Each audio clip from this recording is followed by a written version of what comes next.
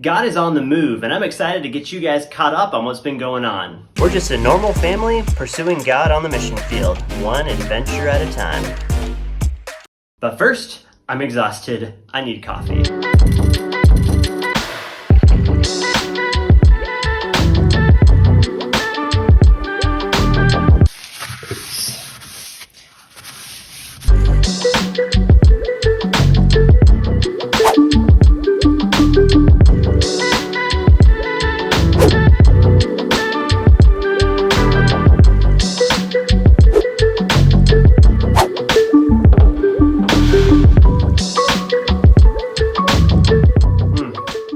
So much better. As you know, we've been in lockdown for a couple of months now, and we've been able to do some food distributions to help people in need. As we've gone back into the community to follow up with the people who received food, it has been incredible to see their hunger to know the Word of God, to know who God is in general. Even though COVID is still around and we're still in a restrictive lockdown, we've been able to get out and do some ministry.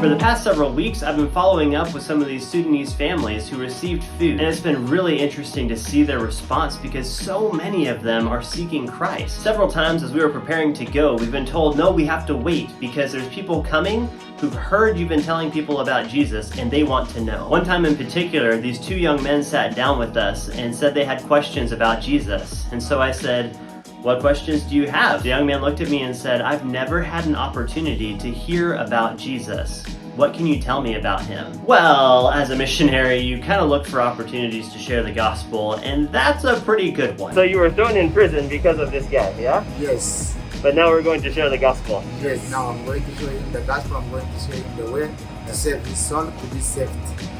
That's the gospel at work, guys. And we don't hate. We love our enemies. The president just recently spoke and opened up churches so we can finally begin worshiping together again.